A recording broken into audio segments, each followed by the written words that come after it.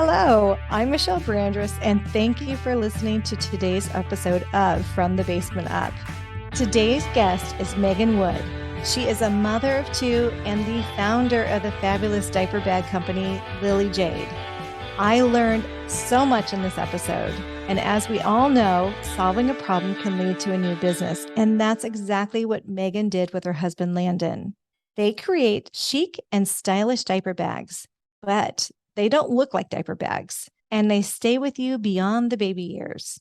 I'm looking forward to sharing how Meggan created the business from the ground up, and she is keeping moms a little less stressed and a lot more organized. So Meggan, thank you so much for joining us today on From the Basement Up. I really appreciate it.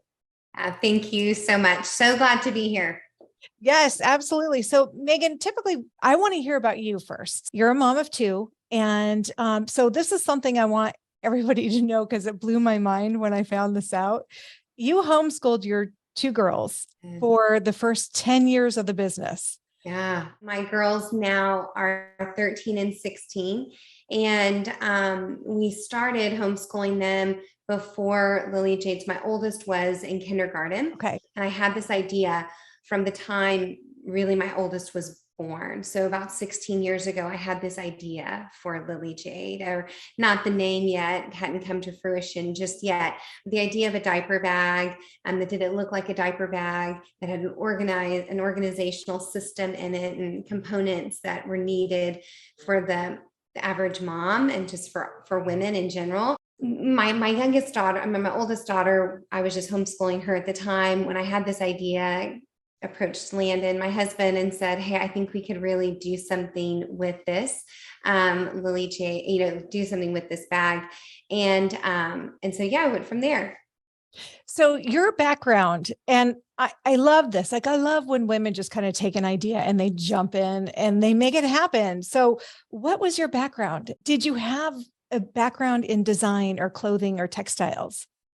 No, zero background there. So my degree in college was communications and broadcast journalism. And I really did desire to be the next Kelly Ripa.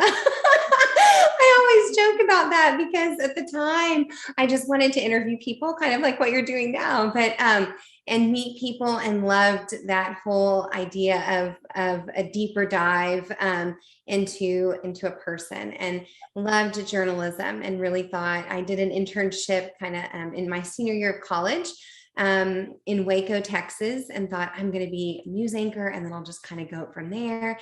And realized after that internship, for various reasons, like, this is just not my calling. So then I was in outside sales for different brands. And in hindsight, I look and I can see really how this prepared me. Okay. My journey prepared me for what I'm doing now. However, I can't cut straight. And I don't say that lightly. I can't sketch. I can't draw. I can't cut. I can't sew. I am the most unlikely person to be doing what I'm doing. I have said oftentimes, one of the biggest hurdles for me to overcome was this poser mentality. Like, I don't belong here. And I remember a decade ago, literally tears in my eyes, like the great conflict of, I have this vision, I have this idea. I feel like it can really change the landscape in the diaper bag space. It's a need for women and moms, but why me? Like, what? Like, how do I even walk this out? And so one of the biggest hurdles was me getting over that mentality of, I don't belong here, instead of like, man, I'm really called to this. And so I guess I'll figure it out. You're putting yourself in a new space and you're learning everything. It's difficult. It's tough. So I love that you shared that. Thank you for sharing it, because I think that's one of the reasons why women maybe don't start their calling or move into their space. So how did you start? Because obviously your bags are very cool. And I do have to say, my college girlfriends, I was late when I had my son. I was quite a bit older, and they sent me this beautiful diaper bag. I loved it. It was silk. It was lovely. it did get stained a lot. I had to get it dry cleaned. Yeah. But also the heartbreak over it was when my son was out of that age, like I didn't know what to do with it. And I was so emotionally attached to it. I couldn't give it away. And the reason why I love your bags, they're going to go with you forever. How did you come up with that concept? Really, because I had the same experience that you did. So I had a great diaper bag that I loved. And at the time, though, too, I'll back up. I landed on a great diaper bag I loved.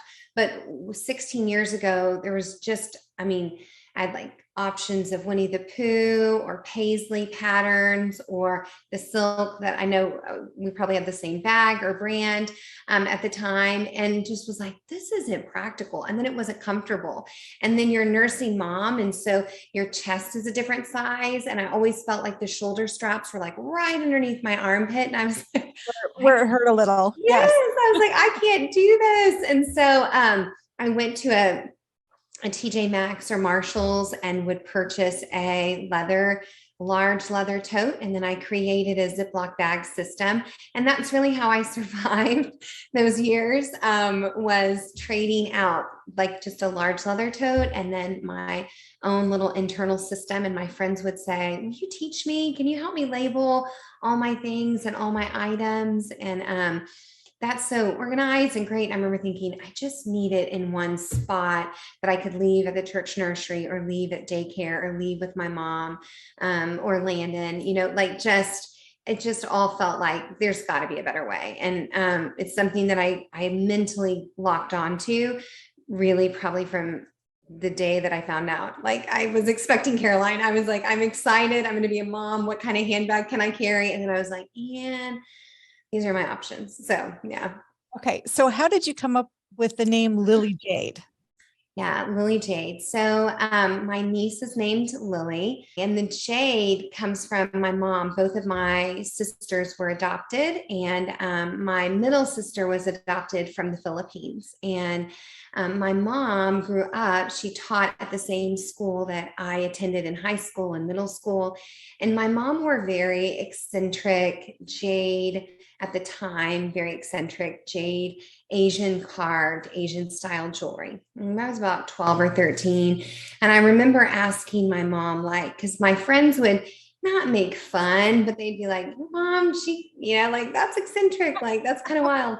And I was like, Mom, why do you wear so much jade? And my mom was like, these are the diamonds basically of my heart. These are what I have from adopting your sister in the Philippines. This is who we are. And do you know, Meggan, jade is one of the strongest stones in the world. And so it's a strength, it's a place of strength that I wear this and represent our family and who we are.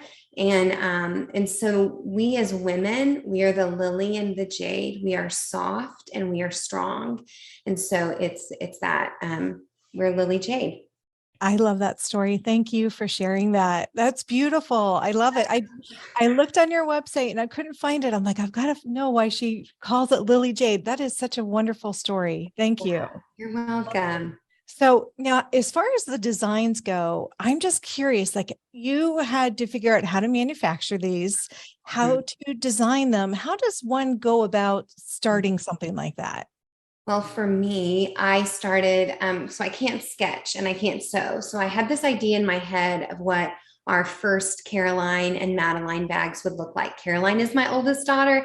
Madeline is my second daughter. And so I named my first two bags after my girls. I had the idea of what they would look like, but trying to translate that was really challenging. I found an Etsy sewer and I met with her. She was from Louisiana. Precious gal, great sewer, told her my vision, tried to draw it out with measurements on a piece of cardboard, sent her pictures, and she constructed what would be a potential pattern that we could then send to a factory. the bag came in. It looked nothing like what was in my head. And I cried because I was like, oh, we're going nowhere. It's okay. And my parents were always so gracious. They were like, you and the girls can live upstairs in our guest room, as they saw us like pour our money and time into this venture.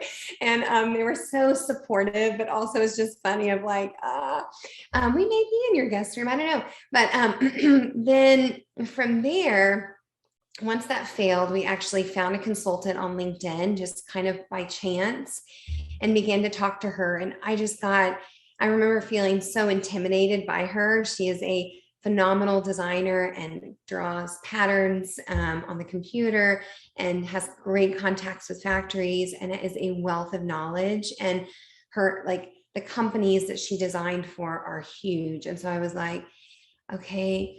And I remember starting that conversation, like, do I try to pretend like I know a little bit, or do I just get as low as I can? Because I have two options right now talking to this very well-educated New York designer. And I just got as low as I possibly could and just was like, hey, I'm from Texas. I'm a mom of two. I know nothing. I have this idea. Would you help me? I'll pay you to help me.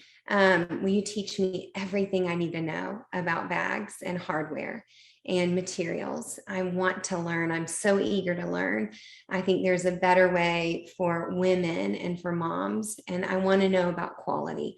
Will you teach me the difference? And so she began to really teach me. I love the approach of honesty, vulnerability, and then this person took you under her wing and she just taught you all of those things. I mean, that's amazing. How was she to work with? Was it easy? Was she appreciative? No, she's great, like amazing. Still to this day, we're friends, and Oh, she has her own line and collection, not in the diaper bag space, but and we paid her to consult with us and say, I remember her talking to me about the gusset of a bag. And I was like, a gusset? What is a gusset?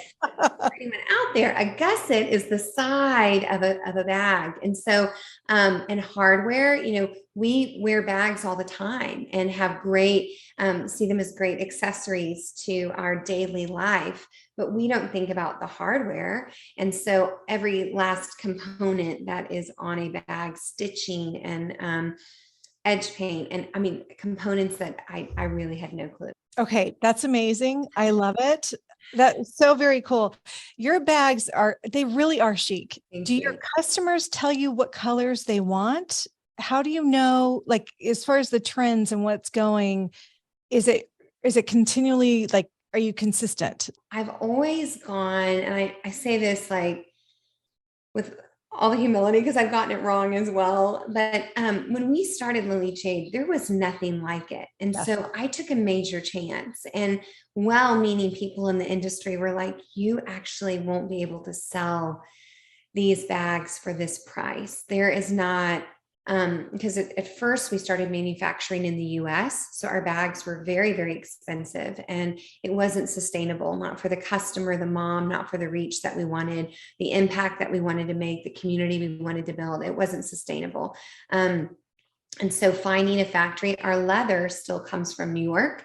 So we send our leather to our factory overseas, and our leather is just like, there is no better leather. So there were certain things that I was committed to early on that I was not going to shortchange or skimp on. And that was like quality of material. So we started there. And then as far as style and when you kind of forge your own way in a space, not having anything like it. Now there's competition that's risen over the last 10, 12, 13 years. But at the beginning, there really wasn't. You kind of continue with that mindset. And so we are knocked off all the time. It has been a pain point over the years. And so as far as trends, I always look to what is sophisticated, what is timeless, what will stand the test of time for a mom when the baby years are done, that they'll look at that old English leather that's patinaed and gotten darker in certain places, and say like, I'll still grab that bag. Oh, I'll still use that. That's a great backpack for travel. That's great for, whatever the life event. So yeah. Meggan, I didn't even think of that because your bags look great. How do you handle that when someone comes along and takes your design? Is there anything you can do about that? Yeah, there are certain things you can do. Like there's some different options, some ceased and assist letters, things like that. Approach Amazon and say, this is a direct knockoff of our style. I used to kind of shrink back, I feel like, from that. And now I'm taking a different approach of like, we're going to do a blog post that is all about Lily Jade knockoffs. Just because it's the nature of what we do. These designs are created by me, created by our brand, our company, and we are still a small mom and pop shop, basically. And so we take it very seriously. And we're definitely going to begin to highlight who's knocking us off and why. But I mean, from our like jade lining, that's very signature to Lily Jade. You'll see brands pop up and just take that lining, and you're like, the lining color, and you're like, okay, why? Like, there's a million different colors. I don't understand. Okay, so your girls coming into your business. So Yes. my son is 16. Okay. He has no interest in being in the label business at all. So so now anyway. No, he really doesn't. He's like, oh, I'm doing economics, mom. I'm not. Yeah. So, but your girls, what a cool thing to be able to work with them and plan ahead in the succession plan. Are they thinking about going into design school and things like that? Are they thinking about going into fashion? Yes. So one of the side benefits of homeschooling them, and at the time I started homeschooling them. Then we launched Lily Jade. Then we got to where we could afford someone to come in. There was a retired school teacher who came in and did the curriculum every day with my girls from 8:30 to 2:30. So they had a very standard day. But what homeschooling allowed me to do, allowed Landon and I to do, was not leave our girls. So Landon and I do the business together. We launched the brand together. But that was a big thing for me, was I knew it would require travel. I knew it would require a significant amount of travel, especially early on. And I didn't want to consistently have to leave my girls. So they came with us. Now, one of the side benefits is that my oldest daughter especially became an expert really quickly. She sat in so many meetings, and I kind of tease her now, like, more than your mom. She is a better designer than her mom. And she and Madeline just launched the brand Ruby Jade. So oh my gosh, I yeah. have to see this. I did not. Yes, how cool is that? It's on Instagram. It's rubyjade.co. I think that is the Instagram handle, but it is smaller, still Lily Jade quality, Lily Jade hardware, Lily Jade leather. So our commitment to quality just changed from the large bags to motherhood to smaller crossbody totes, much more trendy, like it's been really, really exciting. So my oldest daughter really has kind of taken on that project as far as designing. My youngest daughter, Madeline, designed one bag, and she's 13 and in 7th grade. So she's not as interested as my junior in high school, jumping into her senior year next year. So all the bags for Ruby Jade are in the warehouse, ready to ship. Everything is done, and all the photography, and it has been a neat thing to see. Wow. Well, please tell them congratulations. It's no small feat by any means. That's massive to be in high school launching your own business. And she's worked so hard. So I'm very proud of her. Yeah. Doing this podcast, I really wanted to have other people hear what it's like, to get a business up and going, and just the different things you have to go through. And there's a lot of balance there. And I'm just kind of wondering, like in the day of a life for you and your family, and maybe even starting way back when, were you traveling to the manufacturer to kind of check things out? Was the whole family going? As the business has evolved, what is it like now? Yeah. So early on, and when we were like creating Lily Jade before we had even launched the brand, I very much worked in the night. So like worked in the nighttime, worked in the middle of the night. So when we moved our factory overseas into China, we would talk to them starting at 7 p.m. in the evening.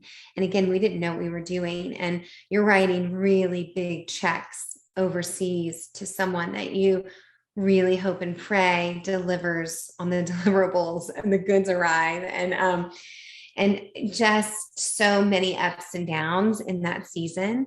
So I worked a lot in the night and a lot in the evening. And I was with my girls in the morning, and then during nap time, I would go and work. And then I worked from like 7 to midnight, and got very little sleep those first 3 years. It's probably one of the things I look back on. I'm like, I don't know how he did it all. I don't know. It was the grace of God, truly. And as we walked out, kind of what we felt called to do.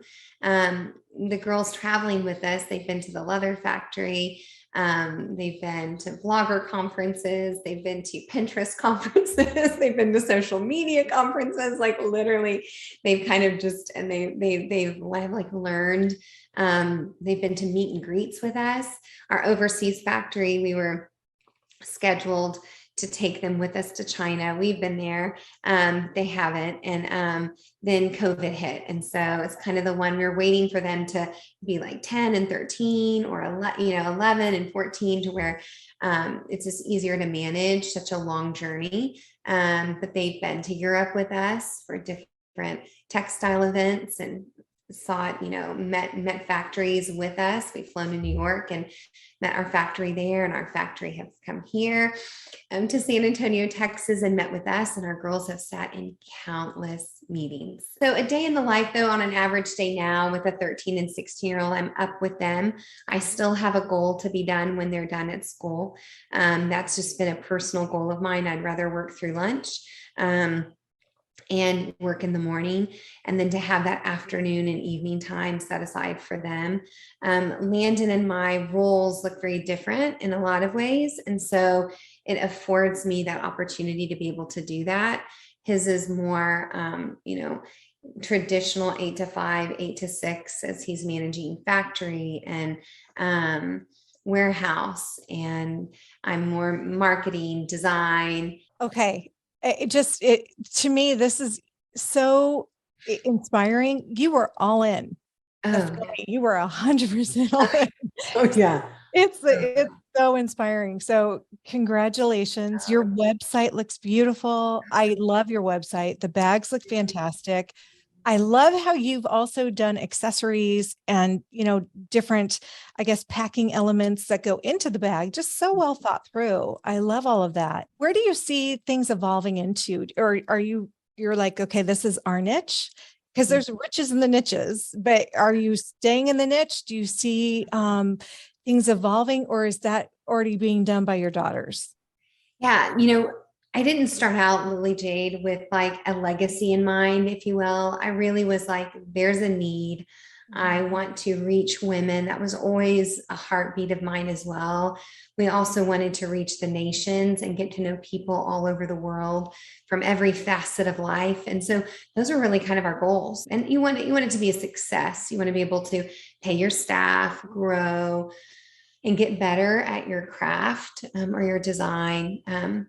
But in the last 2 years, watching this like kind of legacy, this idea of, hey, this could go beyond Landon and myself, this could really reach generations, has definitely marked us in a new way. There are some other patentable projects that one day soon I would love to be able to be back here and talk about in the motherhood baby space that I have been working on. But it's definitely an industry disruptor, not to tease it too much.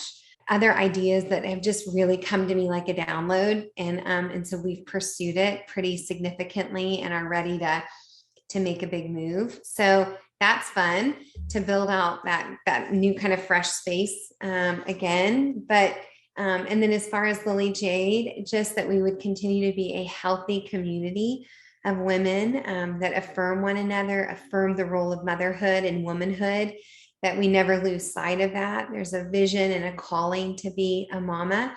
If you're in that space of your life, that season of your life as well. And so, yeah. It's so inspiring to hear all of this. So I'm wondering too, it sounds like there's been evolution, obviously, through the years, but I'm just curious, when you started out compared to now, what was your vision of success? Okay. When we first started out, I was like, this will be a great worst case scenario. This is a great part-time gig. And I used to tell myself that. So this could just be my part-time kind of side hustle, sell a few bags every week. I really didn't have, I was so, I think, in the trenches too of like motherhood, homeschooling, where I wasn't like, we're going to be a national, international brand. It was really just like, I want to provide an option for moms and women, and I want to sell product. So, but compared to now, I mean, I would have never dreamt that it would be what it is today. I would never have dreamed that, like when we first had our celebrity endorsement, for example, years ago, a decade ago. I mean, I was like, what is happening? Like, this is not like, what is this? And it still feels that way. There's every new design that is a success. We've had plenty of designs that are not a success, by the way, too. But when there's a bestseller and she gets to be a bestseller and an anchor in the brand for a while, when we started off Lily Jade, I wasn't thinking like that. Now, obviously, I think like that. I'm listening to the voice of my customer. I'm listening to our community. What do you want? What do you like? And so they very much help kind of shape us and move us in the direction that we're supposed to go. So it's so inspirational. I love everything that you've actually provided and given us all today, listening to this. So I'm just curious, as far as, mantras and you really are a bright light. You do, I can tell, like you're thinking about everybody. You're thinking about your employees. What can I do? What type of good can I do in the world? But I'm just curious too, like your daily mantra that you say to yourself, because sometimes you're not getting maybe the sleep that you need, or what keeps you going? What's your motivator? I have several. I have several. One of them, though, that I have said often, I heard this years ago. I can't take credit for it. I heard it probably a decade ago. There was another woman who, she was actually a very successful realtor, and I heard her speak, and she was saying, moms, specifically to moms, but I think this translates really to anybody. She was like, you can have it all, but you can't have it all in the same season. And I was like, whoa, it just hit me. And I've carried that. So when I'm like, wait, I've got to go here and I've got to do this, and it will literally slow me in my tracks. And I'll say to myself, Meggan, you can have that. Not right now. It's not going to happen right now. And I think about after I had Caroline, and even though I had this idea, I was nursing her. I was struggling with some postpartum depression. I had had a C-section. Had someone come that first year of life and said, oh, and now you're going to start a handbag line, I'd have been like, there's no way. But I still had the vision for it. I had the idea for it, but it wasn't the season for me then. And so walking that out. And then the other one is, it's not meant to be perfect. I think there is, for me, I lean on the Lord for so much strength and so much next step. That's who I lean on. I lean on my family and my husband, and realizing that it's not meant to be perfect, that it doesn't always have to be perfect, was something that was hard for my type A personality to kind of begin to digest and process.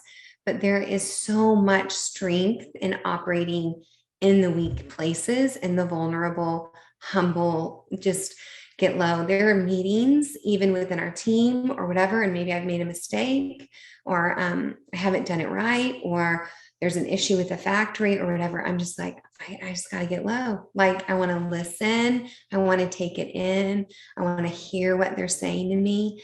So, in the past, I think younger Meggan would have much more felt the need to be like, okay, I've got to be on my A game. I'm going to come into this meeting. We're going to direct it this way. It's going to go, A to B, B to C. And it doesn't always work that way. I was explaining to my sister the other day that I actually feel like I'm in my 50s now. I feel like my life is starting again. I feel like this rebirth, and it's really nice because you don't have the stress of wanting things to be perfect. You want to enjoy, and you want to see things differently. And it is so nice that you are there and you are showing your daughters that. And it makes everything so much better. Everything. You just enjoy life so much more. It's wonderful. You do. And I used to feel like, it's interesting that you say that. Even in the working world, I would feel like, okay, well, I can't punch out at 3 or 3:30. Like, I can't, well, I've got to do this, and this. And then it was like, no, actually you can. Like, you've worked hard to this point, and there have been, years where I would put them to bed, and then we would work again from 8 to 12 or whatever. But that kind of sacred time of like, no, mom's present. Like, we're going to talk dinner and homework and life and meal. And I realize that may be a unique opportunity for me. And so it just feels sacred. It's a space that I'm like, oh, no, I may not always have this opportunity. So I'll do it then. But that took me a while to like be okay with that and even admit it. Yes. It took me a while. So. Well, I thank you for sharing that, being present for your kids. And it was my son he was, probably first grade, and I was bringing work home, and I was on my phone, and I'd be on my phone, and he's like, Mom, you're always on your phone. And I thought about it. I'm like, I struggled to have him. So what am I doing? I'm not present for him. And I started making a rule. At first, I don't have my email on my phone. I took that off. I think I'm like the only business owner that doesn't have her email on her phone. I took that off. And then I put my phone away for those hours when I was home with him before bedtime. And then after bedtime, again, you get online and you do what you do. But, thank you for saying that, because it goes so fast. It just does. So fast. I'm like, how are we in our junior year of high school? Like, how does this happen? I don't understand. Yeah. True. It is true. But Meggan, I really appreciate you being here today on From the Basement Up. This is just so wonderful. And I love what your daughters are doing. It's wonderful. And I love what you've created. It's beautiful. So just for the viewer or the listener, so they know, it's lilyjade.com, and you can find these beautiful, beautiful diaper bags there. I absolutely love them. And I love that you also have the laptop holder in some of those as well. So you're thinking about working moms, you're thinking about stay-at-home moms, baby through, these bags will be until the kids go away to college. They're just multifunctional, amazing bags. And then also, I'm so excited to see what your daughters have created on rubyjade.co. And right now it's on Instagram. We're super excited, and it's going to be really, really great. But yeah, you can find Ruby Jade on Instagram. And that's my daughter, Caroline, she's kind of all over it. And you'll see Madeline there. And it's just been a very fun project. Tell your family congratulations. This is fantastic. So I really appreciate your time today. Yeah. Thank you so much. Thank you for having me. Thanks.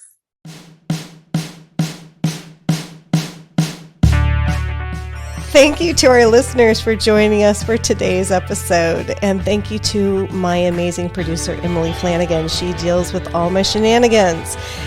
Julia Augustino, thank you for the amazing composition that you have made for the podcast. And listeners, feel free to check us out on our social media channels. Don't forget to give us a 5-star review. And you can also visit us on fromthebasementup.com. Thank you so much.